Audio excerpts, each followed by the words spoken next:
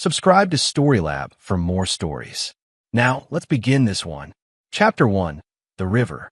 The phone call came at 2:47 a.m. Donovan Tran had been awake anyway, staring at the ceiling of his Alexandria apartment, wondering why Marcus hadn't returned his last 3 calls. His son was 26, independent, living his own life in Miami, but the silence felt wrong. Donovan had learned to trust his instincts. They'd kept him alive through 14 years of wet work for the CIA. Mr. Tran, the voice was professional, detached. This is Agent Malcolm Wells with the FBI Miami field office. I need you to sit down. Donovan was already standing, his body moving on autopilot toward the closet where he kept his go-bag. What happened to my son? The pause told him everything. Sir, I'm sorry. Marcus's body was discovered in the Everglades Canal system approximately 6 hours ago. We need you to come identify. Ow! The word came out flat, emotionless. Donovan's training kicked in, compartmentalizing the grief that threatened to tear through his chest. Strangulation. Hands bound with military-grade zip ties. We're investigating possible cartel involvement. I'll be there in 4 hours. Donovan hung up. He stood motionless in his bedroom, the phone still in his hand, staring at the framed photo on his nightstand. Marcus at his college graduation, that brilliant smile lighting up his whole face. Sophia would have been so proud. But she'd been gone 3 years now. Cancer had taken her slowly, painfully. And now Marcus. The grief hit him then, a tidal wave that made his knees buckle. He caught himself on the dresser, his reflection staring back at him in the mirror. 52 years old, gray threading through his dark hair, lines carved deep around his eyes. A ghost who'd eliminated 47 targets across 3 continents for his country. A killer who'd once been called the Reaper by men who fear shadows. He'd retired 5 years ago to be closer to Marcus and Sophia, to pretend he was normal. That pretense died with his son. Donovan opened his closet and moved aside the hanging clothes. Behind them, a false panel concealed items he'd sworn never to use again. 3 passports under different names. $40,000 in cash. A Glock 19 and a K-bar knife, both with serial numbers burned off. And a single business card with a phone number written in his own handwriting. Gerald Bryant, his former CIA handler. The only man who knew what Donovan Tran really was. He packed methodically, his mind already working through scenarios. Cartel involvement. Military-grade equipment. Marcus had been working as a logistics coordinator for a shipping company in Miami. Legitimate work. Nothing that should have put him in danger. Unless he'd seen something. By 3:30 a.m., Donovan was on I-95 South, driving through the darkness toward Miami. Toward answers. Toward whoever had taken his son from him. The FBI could investigate. Donovan would do what he did best. He would erase them from existence. Chapter 2. Ghosts and Lies. The Miami-Dade County morgue smelled like industrial cleaner and death. Malcolm Wells led Donovan down a sterile hallway, his footsteps echoing off the tile. The FBI agent was younger than Donovan expected, early 40s, with sharp eyes and a military bearing that suggested he'd seen combat. I have to warn you, Mr. Tran, your son's injuries were extensive. I've seen death before, Agent Wells. Something in Donovan's tone made Wells look at him more carefully. Your file says you worked in logistics for the State Department. Desk job. That's right. The lie came easily. Donovan's cover had been maintained even after retirement. Only a handful of people knew about his real work, black operations that never appeared in any official record. The body was covered with a white sheet. Wells pulled it back carefully, watching Donovan's face for a reaction. Marcus's face was barely recognizable. Severe bruising around the neck. Ligature marks. But it was him. Donovan forced himself to look, to memorize every detail. The swelling that indicated he'd been alive when thrown in the water. The defensive wounds on his forearms. The way his fingers were bent. He'd fought hard. I need a few minutes alone.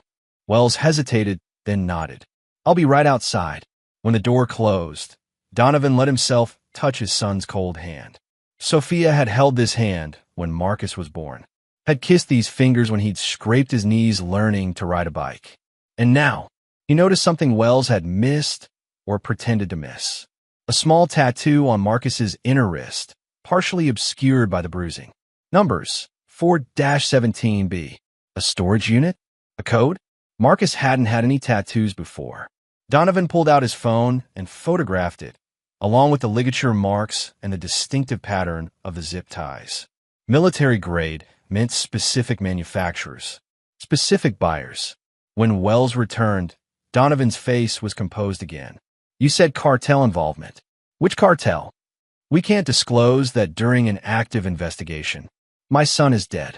I deserve to know who killed him. Wells studied him for a long moment. Off the record, we think Carl Rivera. He runs guns for the Sinaloa cartel, but he's branching out, trying to build his own empire. Your son's company handled shipping for one of Rivera's front businesses. We think Marcus saw something during a routine inspection. Wrong place, wrong time. Where can I find Rivera? You can't, and you shouldn't try. This man is extremely dangerous, Mr. Tran. He's got connections throughout Florida, Central America, Mexico. He's killed at least 18 people we know about. Wells handed him a business card. Let us handle this. I promise you, we'll get justice for Marcus. Donovan took the card, knowing he'd never call. The FBI wanted justice. Donovan wanted something far more permanent. Outside the morgue, the Miami sun was brutal, almost offensive in its cheerfulness. Donovan sat in his rental car and pulled up Marcus's phone records on his laptop. Records he'd obtained through methods the FBI would never approve. In the week before his death, Marcus had called a number 17 times. Short calls, under 2 minutes each. Donovan ran the number through his old CIA databases. Still active, still accessible to someone who knew the right backdoors.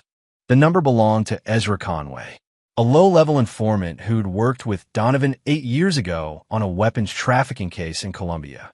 Marcus had found something, and he'd reached out to the only contact he had in the intelligence world, someone his father had once mentioned in passing.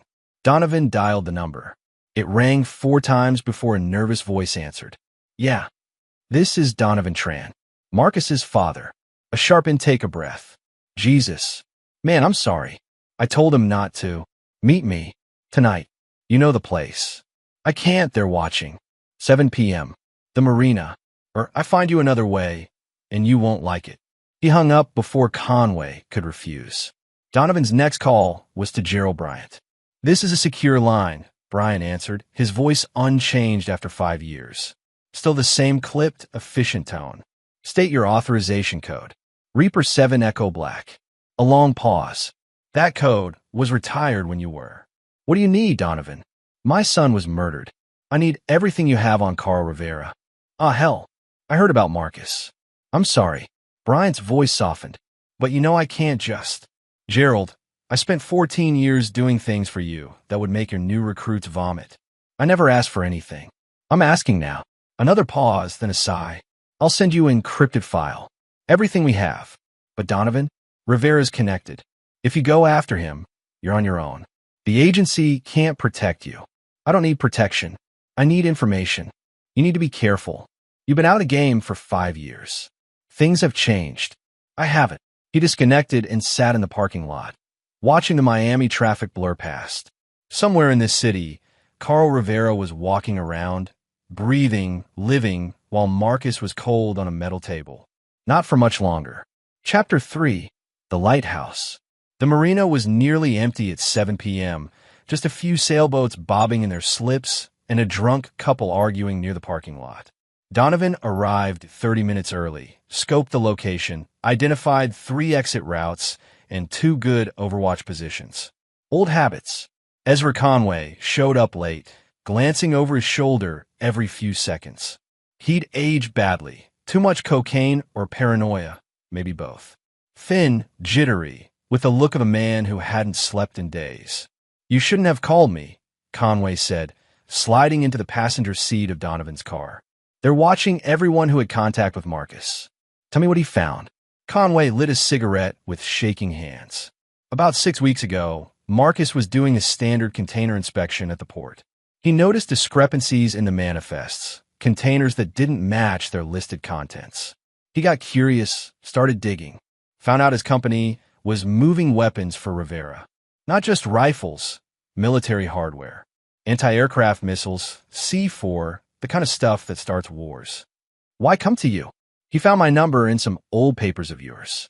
Called me. Asked if I knew anyone who could help. I told him to go to the FBI, file an anonymous report. He said he would.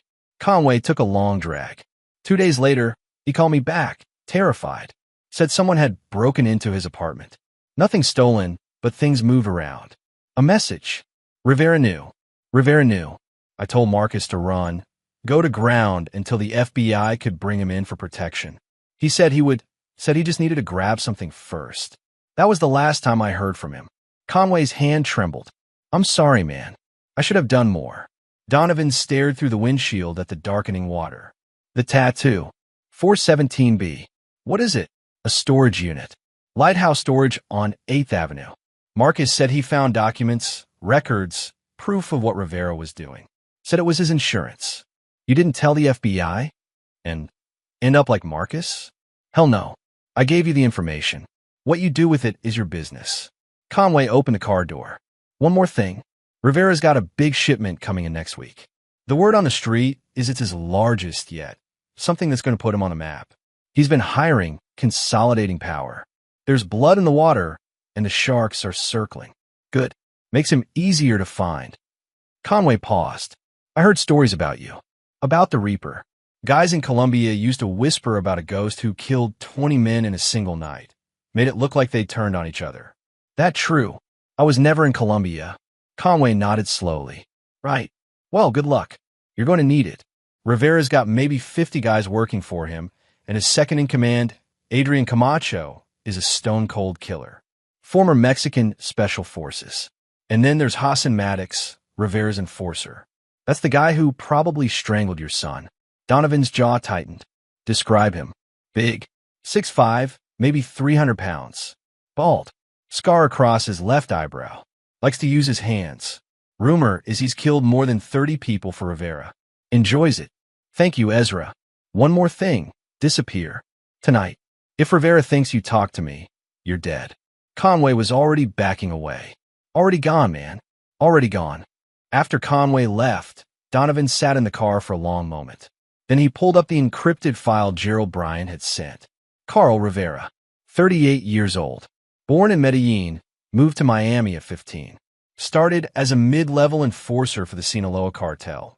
Worked his way up through a combination of intelligence and brutality. Broke away 5 years ago to start his own operation.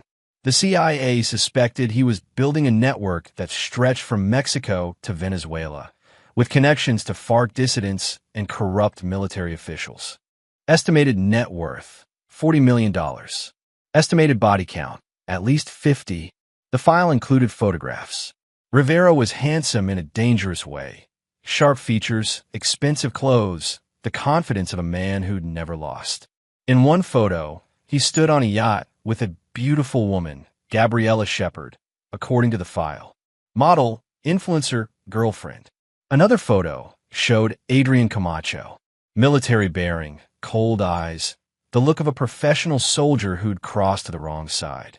And Hassan Maddox, just as Conway described. Massive, brutal, with dead eyes that showed no mercy. These were the men who'd killed Marcus. Donovan drove to Lighthouse Storage, a rundown facility in a questionable neighborhood. The clerk barely looked up when Donovan said he was there to access Unit 4-17. B. Marcus's name on the rental agreement. The unit was small, containing only a single fireproof box. Inside, a USB drive, several folders full of shipping manifests, and a handwritten note.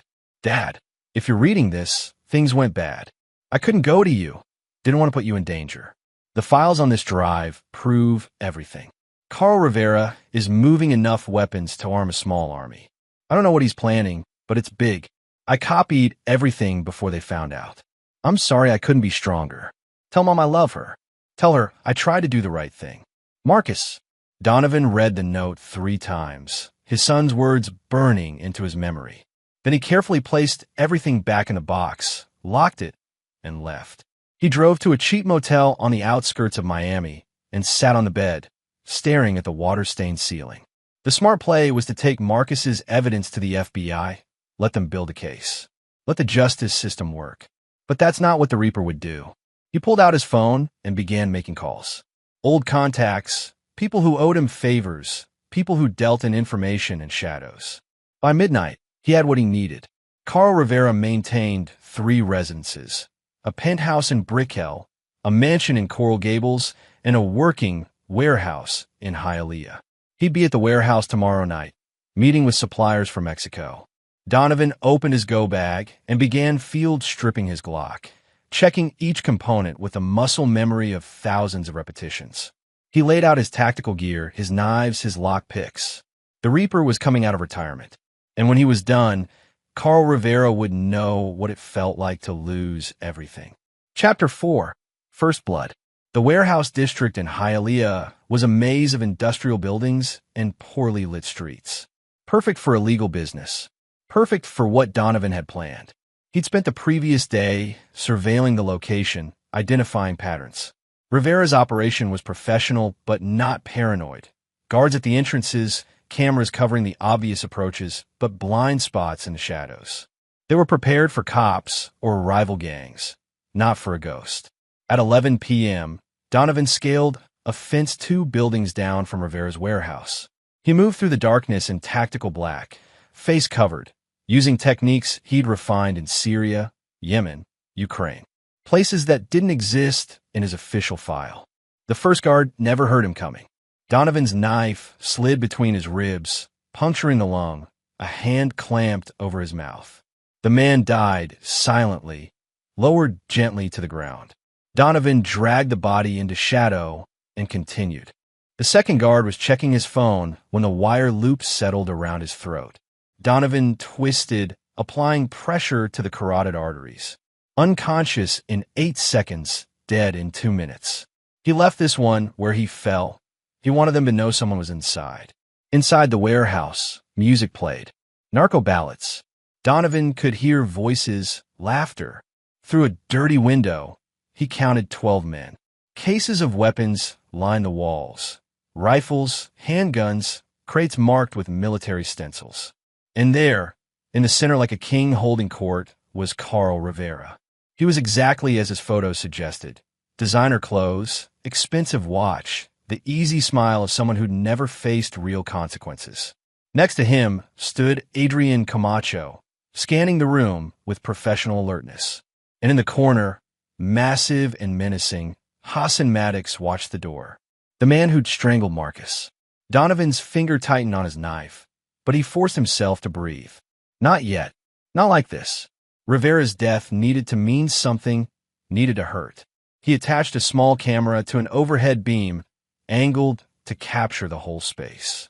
Then he moved to the office at the back of the warehouse, picked the lock, and slipped inside. Rivera kept paper records, old school, smart. Harder to hack. Donovan photographed everything. Names, dates, shipping routes, payment records. Evidence of deals with FARC remnants in Colombia, corrupt officials in Venezuela, even whispers of a major buyer in the Middle East. And then he found a file labeled Lighthouse Project. Inside, plans for a massive weapons shipment scheduled for 6 days from now. 200 crates of military hardware, including Stinger missiles, grenade launchers, and enough C4 to level a city block. Destination: unnamed buyer, but the money was being wired from accounts linked to a Syrian jihadist cell. Marcus had died for this, for stumbling onto evidence of an arms deal that would put weapons of war into the hands of terrorists. Donovan photographed everything, then did something that would get him killed if he was caught. He opened Rivera's safe, combination obtained through a contact who'd bribed one of Rivera's accountants, and removed $300,000 in cash. Not because he needed the money, because he wanted Rivera to know someone had been here, someone close enough to touch. He left a single item behind, a playing card, the Ace of Spades, the death card, and on it, written in marker, 47, his body count, a message that would mean nothing to Rivera now, but everything soon enough. Donovan exited the same way he'd entered, leaving the dead guards as his calling card. By the time Rivera's men found them, he was miles away. Back at his motel, Donovan downloaded the video from the camera. He watched Rivera laugh, toast with his men, completely unaware that death had been standing 10 feet away. Watch Hassan Maddox crack his knuckles and tell a story that made the others laugh. Then Donovan began to plan. The smart play was still to give the evidence to the FBI. But the Lighthouse Project shipment was in 6 days. Federal investigations took months, and Rivera would run the moment he knew someone was coming. No, this had to be personal. This had to be surgical. Donovan picked up his phone and made a call to a number he hadn't used in 7 years. Yeah. The voice was rough, suspicious. This is Reaper. I need a favor. A long pause. Jesus Christ. I thought you were dead. Not yet. You still owe me for Caracas. That was a long time ago. I kept you breathing. Now I need information. Carl Rivera. I want his money, his connections, his weak points. And I want to know who he's afraid of. That's not a favor, man. That's suicide. Do you owe me or not? A sigh. Yeah, I owe you. Give me 48 hours. Donovan spent those 48 hours learning everything about Carl Rivera's world. He tailed Adrian Camacho, noting his routines, his girlfriend, his favorite restaurant. He photographed Hassan Maddox beating a debtor in an alley, watched the casual cruelty, and forced himself not to intervene. Not yet. On the third day, his contact called back. You've stirred up a hornet's nest. Rivera's freaking out about the missing money and the dead guards. He thinks it's the Sinaloa cartel trying to muscle in on his territory. He's called a meeting tomorrow night with all his key people. Wants to show strength. Where? His club. Babylon on Collins Avenue. It's his legitimate front, but tomorrow it'll be all business. 30 guys minimum, all armed. Reaper, whatever you're planning. Thanks for the information. He hung up before his contact could argue. Babylon. A nightclub with private rooms, multiple exits, and enough noise to cover gunfire. Not ideal, but Rivera would be there. And more importantly, Hassan Maddox would be there. Donovan spent the day preparing. He acquired materials from contacts in Miami's underworld. People who didn't ask questions when enough money changed hands. Thermite charges. Remote detonators. A Barrett .50 caliber rifle that could punch through armored vehicles. And poison. A specific type developed by Russian intelligence, tasteless and odorless, that caused cardiac arrest within 12 hours. Nearly undetectable in autopsy. Because the Reaper didn't just kill, he made people disappear. Chapter 5, The Message. Babylon was everything Donovan expected. Bass-heavy music, strobing lights, beautiful people dancing with expensive drinks.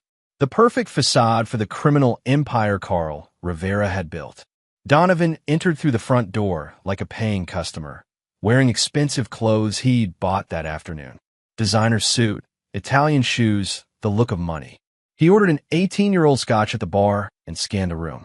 Rivera's private area was cordoned off on the second floor, guarded by 2 large men with the bulges of concealed weapons under their jackets. Donovan spotted Adrian Camacho near the entrance, talking into a phone with an expression that suggested business, not pleasure. And there, near the VIP booths, was Hassan Maddox, even bigger in person, with dead eyes that swept the crowd looking for threats. The man who'd killed Marcus. Donovan forced his breathing to remain steady. Not tonight. Tonight was about sending a message. He waited 30 minutes, nursing his drink, watching the patterns.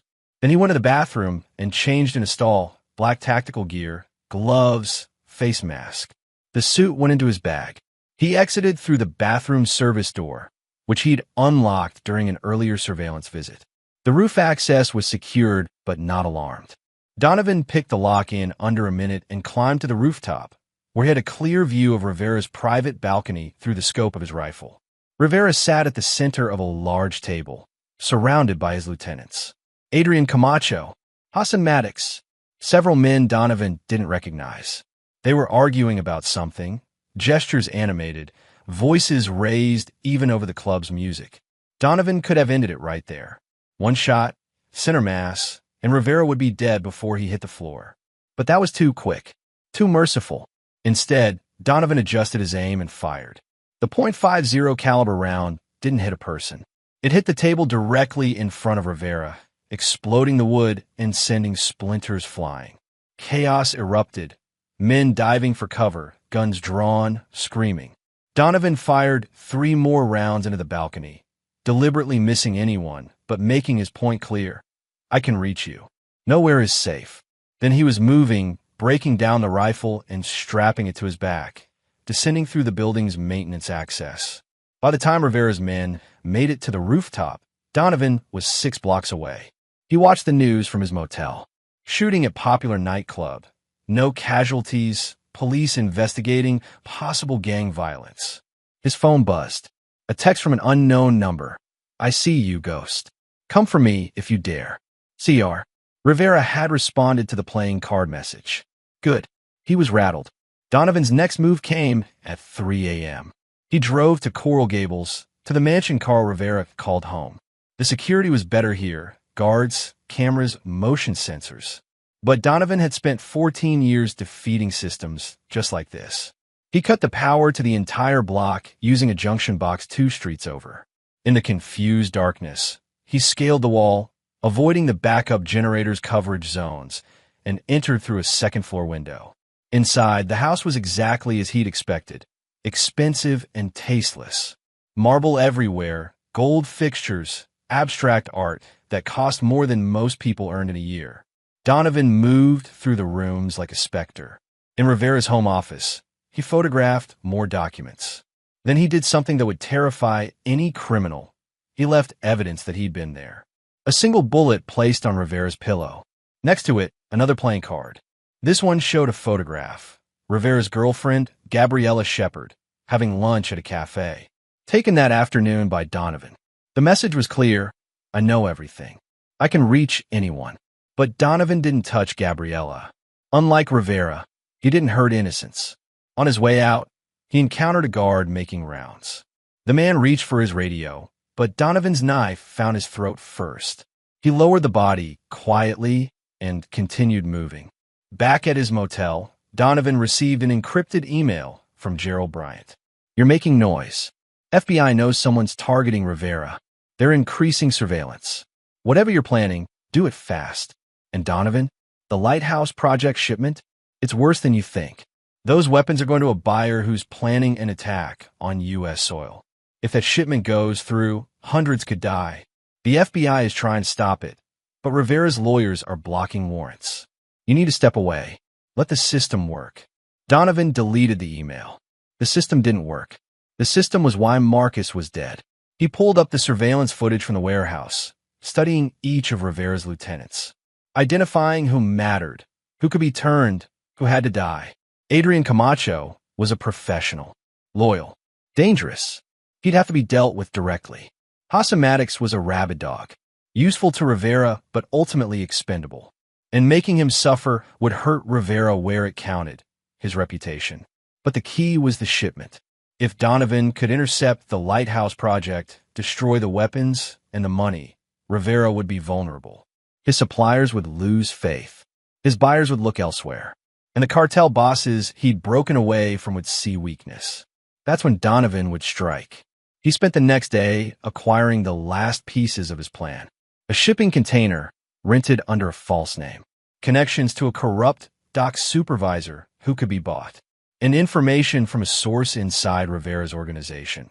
Information that cost $50,000 and the promise that Donovan would never reveal where it came from.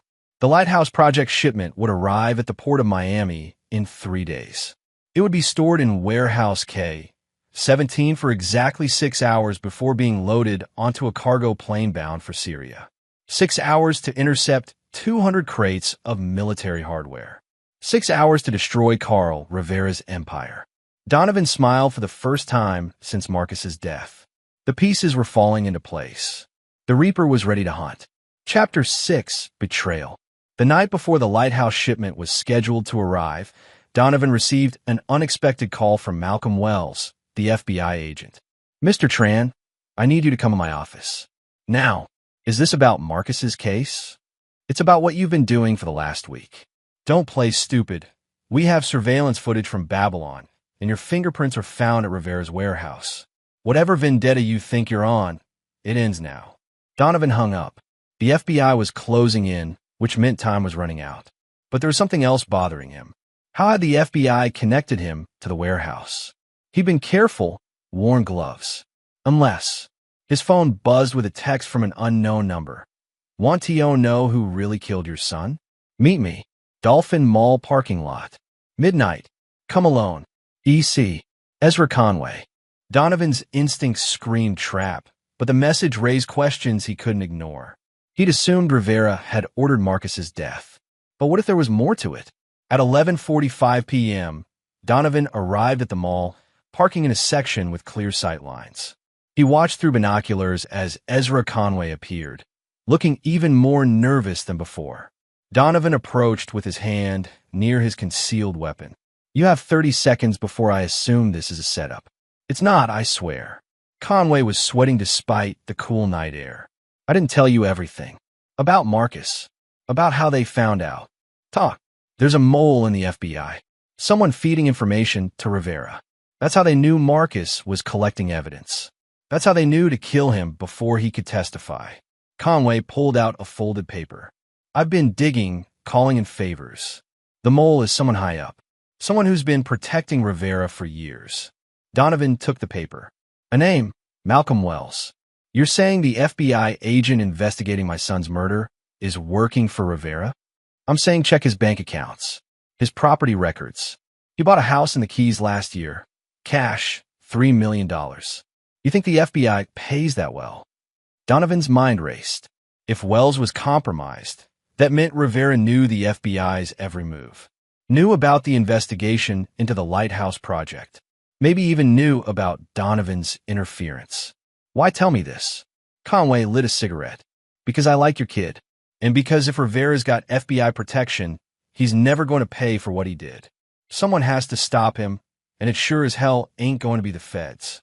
If you're lying, I'm not. But there's more. Conway glanced around nervously. The Lighthouse shipment? It's not just weapons. There's something else in those crates. Something big. I don't know what, but Rivera's been talking about it as his retirement plan. Whatever it is, it's worth more than the weapons themselves. A car turned into the parking lot, headlights sweeping across them. Conway flinched. I have to go. They can't know I talked to you again. Where are you going? Anywhere but here. Good luck, Reaper. You're going to need it. Conway disappeared into the darkness, leaving Donovan with more questions than answers. Back at his motel, Donovan hacked into Malcolm Wells's financial records, skills he'd learned during his CIA training. Conway was right. Wells had money he shouldn't have. Property, investments, a lifestyle far beyond his government salary. Which meant everything Donovan had told Wells was now in Rivera's hands. His phone rang. Gerald Bryant. I told you to step away, Bryant said without preamble. The FBI just put out a bolo for you. They're calling you a person of interest in 2 homicides, the guards you killed at Rivera's warehouse. Wells has a hard-on for bringing you in. Wells is dirty. I know. I've suspected for 6 months, but I can't prove it. He's careful. Bryant sighed. The Lighthouse shipment is tomorrow. If you're planning something, it has to be now. Once that cargo hits international waters, we lose jurisdiction. I'm going to intercept it. Alone? Donovan, there'll be 50 armed men guarding that warehouse. This isn't like the old days. You can't just. Watch me. He hung up and stared at the wall, his mind working through the logistics. 50 men. 6 hours. And something in those crates that Rivera valued more than the weapons themselves. His phone buzzed again. Another text from the unknown number that claimed to be Carl Rivera. Your son screamed for you before he died. Tomorrow, you'll understand why you never should have come for me. Donovan's hands clenched into fists. Rivera was trying to provoke him, make him sloppy. It was working, but the Reaper didn't get angry. He got even. Donovan spent the rest of the night preparing. He couldn't hit the warehouse directly. Too many guns, too little cover. But he didn't need to. He needed to be smarter. At 6 a.m., he made a call to someone he'd hoped never to contact again. Anthony Simon, a former Delta Force operative who'd gone private contractor. Mercenary work, no questions asked. Heard you were retired, Anthony answered. I need a team. For men. Armed, experienced, willing to commit acts that'll put them in federal prison if they're caught. What's the job? Stealing 200 crates of military weapons from a cartel arms dealer. A laugh. That's suicide. I'm paying $500,000. Split between the team. When? Today. 6 hours. A long pause. You're serious. Dead serious. I'll make some calls. But Reaper? This better be worth it. It is. By noon, Antony had assembled a team. Men Donovan recognized from the shadows of the clandestine world. Operators who'd done black ops work, who'd crossed lines and couldn't go back. They met at a warehouse Donovan had rented away from prying eyes. Here's the play, Donovan explained, spreading out blueprints of the port. The shipment arrives at Warehouse K-17 at 1,400 hours. Rivera will have at least 40 men on site. FBI surveillance will be watching, but won't move in without a warrant, which Wells is preventing. So we're doing the FBI's job? One of the mercenaries asked. We're stopping a terrorist attack and getting paid well for it. Donovan pointed to key locations. We hit them fast. Create chaos. Thermite charges on the weapons crates. Nothing salvageable. And this. He pulled out a case containing a very specific device. This is a tracker that mimics a radiation signature. We plant it in one of the crates before we blow the rest. Rivera and his buyers will think there was nuclear material in the shipment. That's what Conway meant by retirement plan.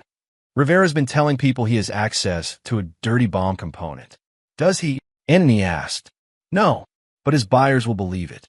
And so will the cartels.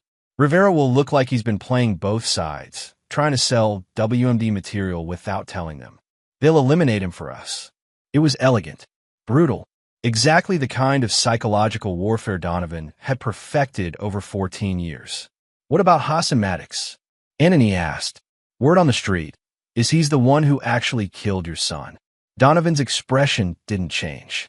He's mine. No one touches him. The team nodded. They understood revenge. At 2 p.m., they moved into position.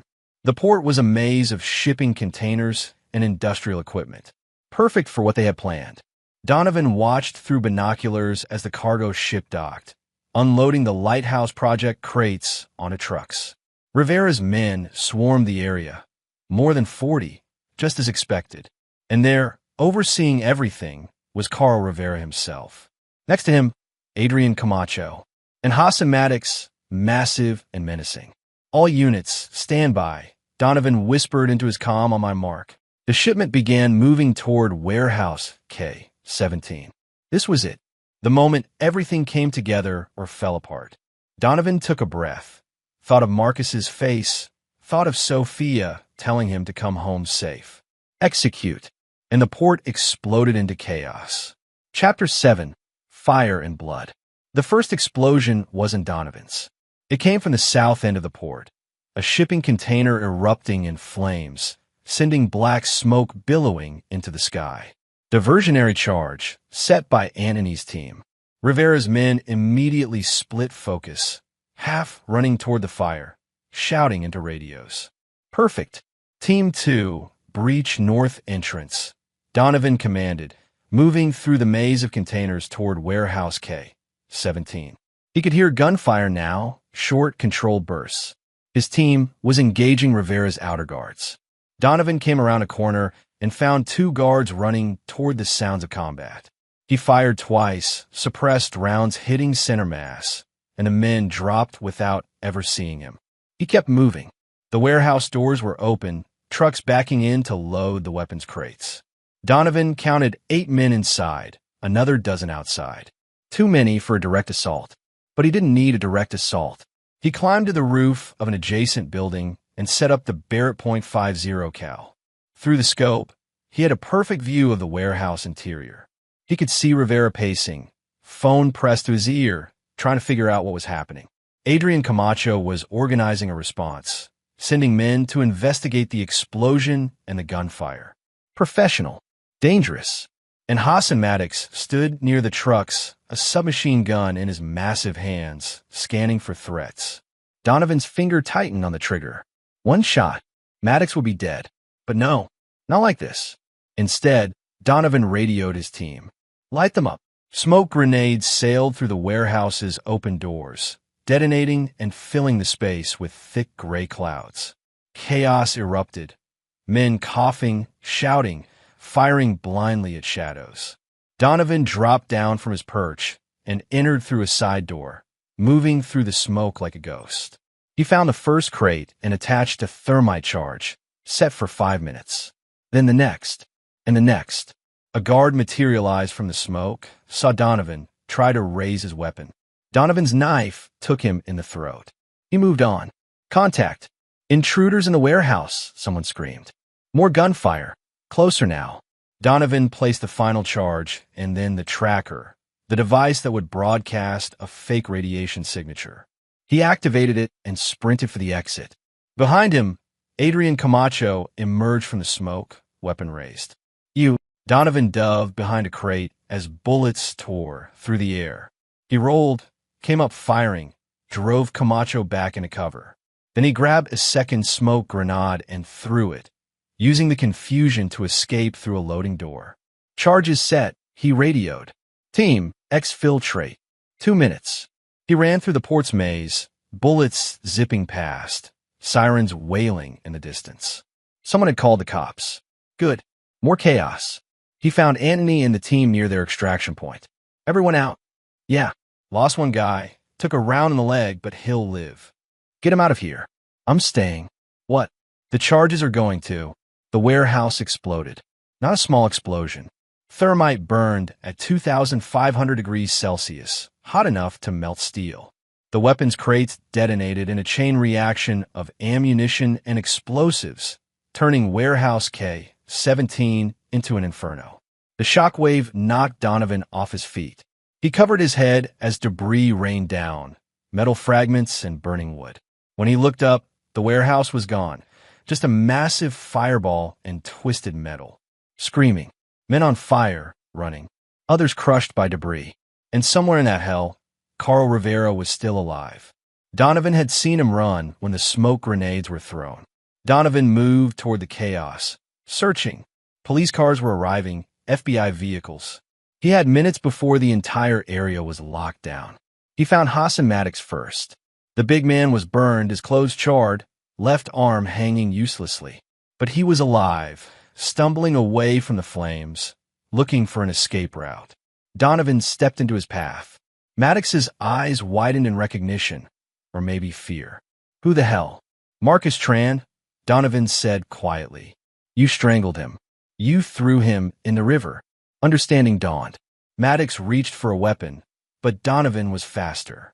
He fired twice, shattering Maddox's kneecaps. The big man went down screaming. Donovan walked closer, standing over him. You murder my son.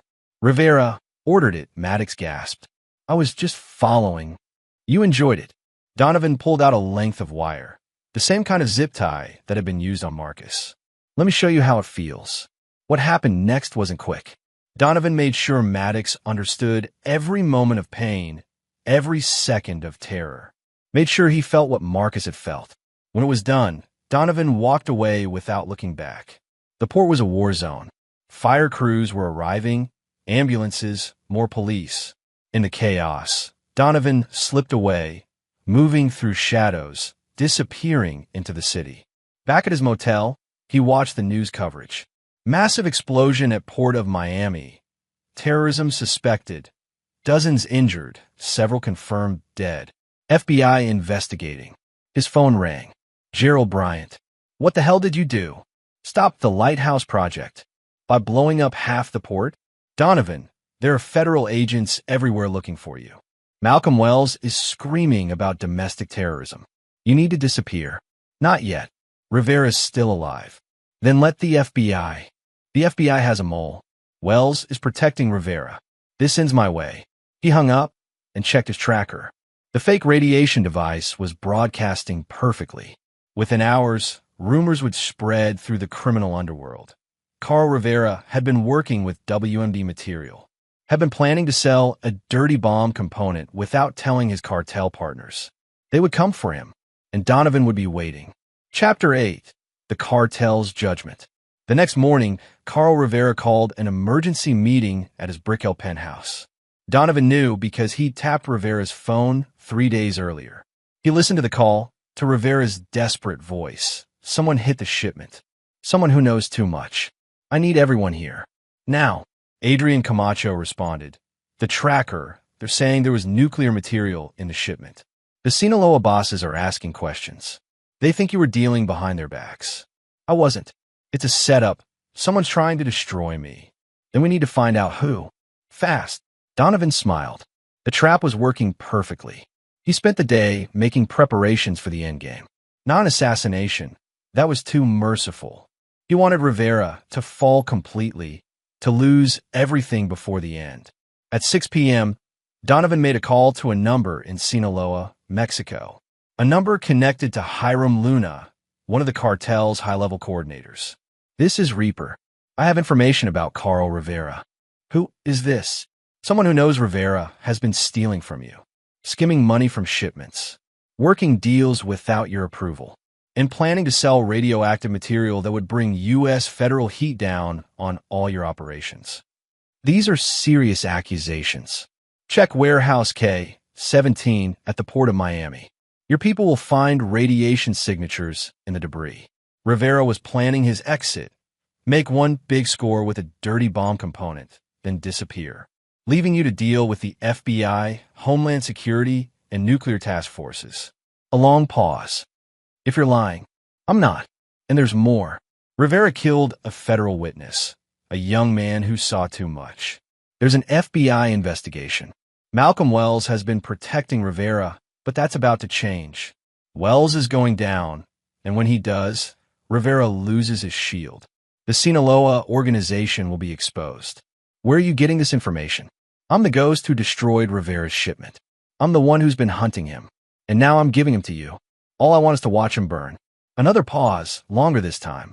We'll look into it. The line went dead. Donovan knew how cartels operated. They were brutal but pragmatic.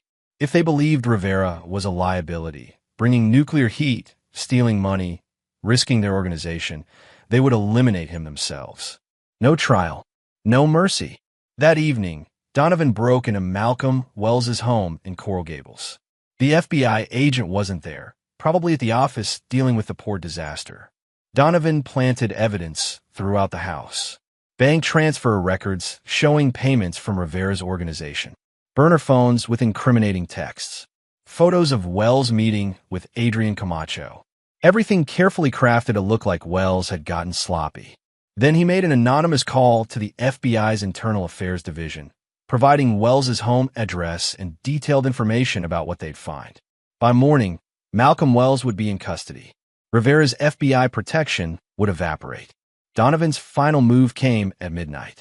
He drove to Rivera's penthouse and used a drone to deliver a package to the balcony. A box containing Hassan Maddox's wallet, his phone, and a note. Your enforcer died, screaming my name. You're next. The Reaper. Inside the penthouse, Carl Rivera would be losing his mind. His shipment destroyed. His men dead. The cartels investigating him. His FBI protection about to collapse. And a ghost hunting him that he couldn't see or stop. Donovan watched from a rooftop across the street as lights blazed in the penthouse. He could see figures moving. Rivera, Camacho, other men. They knew they were under siege. Good. His phone buzzed with a text from Gerald Bryant.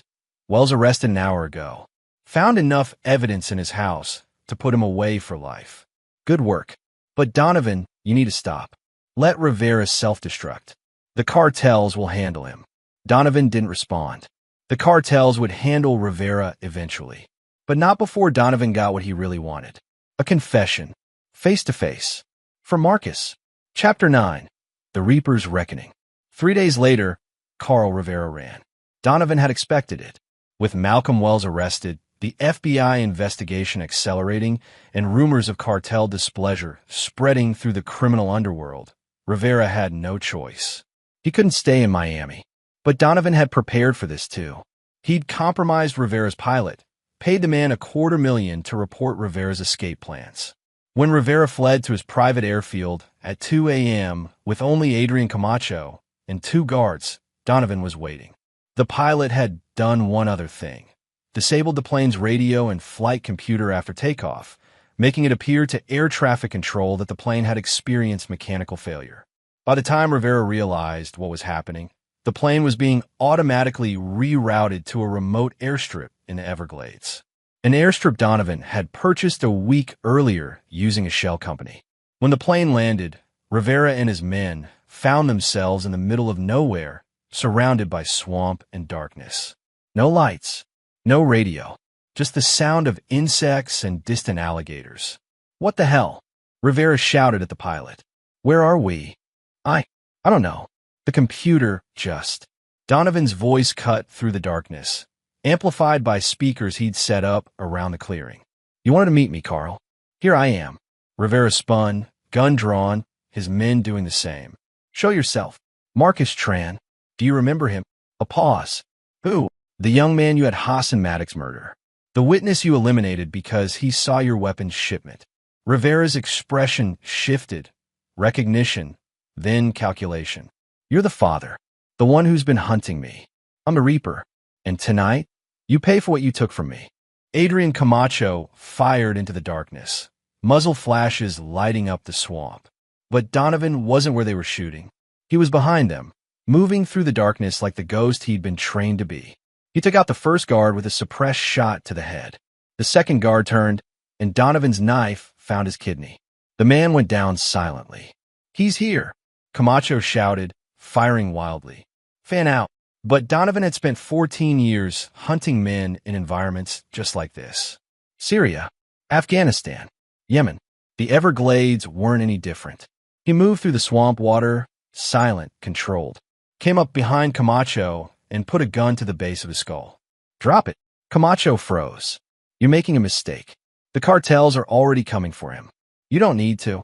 This isn't about need. Drop the gun. Camacho dropped his weapon.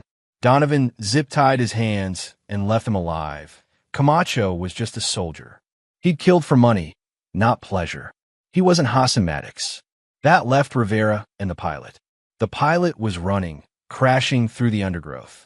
Donovan let him go. He'd report what happened here eventually, but by then it wouldn't matter. Carl Rivera stood alone near the plane, gun in hand, spinning in circles. Where are you? Face me like a man. Donovan stepped into the clearing, into the light from the plane's emergency beacon. Here I am. Rivera fired immediately. Donovan had anticipated it. Dove and rolled, came up behind a tree. You can't hit what you can't see. Who the hell are you? Rivera was panicking now, the smooth confidence gone. What do you want? I want you to know. Before you die, I want you to understand what you've taken. Marcus wasn't a threat to you. He was 26 years old, working an honest job, living a good life. He saw your weapons by accident, and instead of letting him go, you killed him. You strangled my son and threw him in a river like garbage. It was business. He was a witness. He was my son. Donovan's voice cracked, the emotion he'd been suppressing for weeks finally breaking through. He was everything I had left. His mother died 3 years ago. Marcus was all I had, and you murdered him. Rivera fired again, but his hand was shaking. The round went wide. I spent 14 years killing for my country. Donovan continued, moving through the shadows, circling. 47 targets. Terrorists, warlords, dictators. I retired because I wanted to be close to my family. I wanted to be the father Marcus deserved. And then you took that away. Please, Rivera said, and there was genuine fear in his voice now. I'll give you anything. Money, information, whatever you want. I want my son back. Can you give me that? Silence. Donovan stepped fully into the light, his weapon aimed at Rivera's chest. On your knees. Don't do this. The cartels will kill you. The cartels think you're a liability. Malcolm Wells is in custody. Your empire is gone. Even if I let you go, you're dead within the week. Donovan moved closer. But I'm not letting you go. On your knees. Rivera sank down, tears streaming down his face. Please. I'm sorry. I'm sorry about your son. You're not sorry. You're scared. There's a difference. Donovan pulled out the zip ties, the same kind used on Marcus. And behind your back. Rivera complied, sobbing now. Donovan bound his wrists, then his ankles. Then he pulled out a length of wire. This is how Hassan Maddox killed my son. Slowly, painfully. Marcus struggled. He fought. But in the end, he died alone and afraid in the back of a van before they threw him in the river. No, please don't. I want you to feel what he felt. What happened next took exactly 7 minutes. Donovan didn't rush. He made sure Rivera understood every moment, every breath, every second of terror. When it was done, Donovan cut Rivera's body loose and dragged it to the edge of the swamp. He learned during surveillance that this area had a thriving alligator population. By morning, there wouldn't be enough left to identify. He found Adrian Camacho still zip-tied, staring at him with a mixture of fear and respect. "What are you going to do with me?" Camacho asked. "Nothing. You're just a soldier. Go back to Mexico. Forget this happened. If I hear you're still in the game, I'll come for you next. And if the cartels come for you..." Donovan smiled without humor. "Let them try." He cut Camacho loose and walked into the darkness, leaving the former lieutenant to find his own way out of the swamp. Epilogue. 3 weeks later, Donovan stood at Marcus's grave in a small cemetery outside Alexandria. The funeral had been quiet. Just a few of Marcus's friends, some distant relatives. No one who knew what Donovan had done to avenge his son. "I got them," Donovan said quietly to the headstone. "Rivera, Maddox, Wells, all of them. I know your mother would say I went too far, that I should have let the law handle it. But you were my son, my responsibility to protect. And I failed." He placed a hand on the cold marble. "I'm sorry I wasn't there when you needed me. I'm sorry I couldn't keep you safe. But I promise you, the men who hurt you paid. They paid in full." A voice behind him. "Talking to yourself, old man?" Donovan turned to find Gerald Bryant standing at a respectful distance, hands in his pockets. "You shouldn't be here," Donovan said. "Neither should you. There's a federal warrant for your arrest. 14 charges ranging from murder to terrorism. And yet you're here alone. No backup." Bryant shrugged. "The evidence is circumstantial. Witnesses are unreliable. Malcolm Wells is trying to deal, but his credibility is shot. The official story is that Carl Rivera was killed by cartel enforcers for skimming money and dealing in nuclear material. As for the explosion at the port, accidental detonation during a weapons transfer. The FBI is closing several cases." "How convenient." "Very." Bryant walked closer, stopping at Marcus's grave. "Your son was a good kid. Brave. Tried to do the right thing. I'm sorry you lost him." "Thank you. But, Donovan, you can't do this anymore. The Reaper is retired.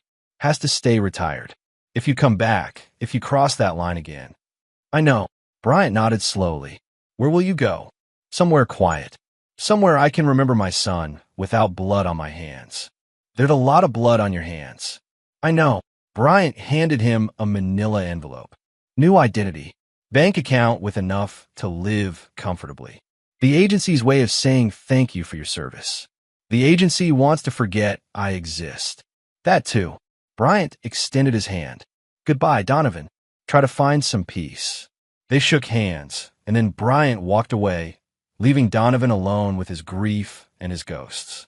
That night, Donovan drove north, leaving Miami and its blood-soaked memories behind. He'd avenged Marcus, destroyed the men who'd taken his son. But the victory felt hollow, empty, because revenge didn't bring Marcus back, didn't fill the hole in Donovan's chest or silence the voices in his head. He pulled over at a rest stop and looked at the stars. Wondered if Marcus was somewhere out there, if Sophia was with him. Hoped they were together at peace. "I love you both," he whispered to the night. "I'm sorry I couldn't be better. Couldn't save you." The wind offered no answer. Donovan got back in his car and drove into the darkness, a ghost disappearing into memory, the Reaper returning to legend. But somewhere in the shadows, he would remain, watching, waiting, because monsters who hurt the innocent should know there's always someone hunting them back, always a ghost in the dark, always the Reaper. This is where our story comes to an end. Share your thoughts in the comments section. Thanks for your precious time. If you enjoyed this story, then please make sure you subscribe to this channel. That would help me a lot. Click on the video you see on the screen, and I will see you there.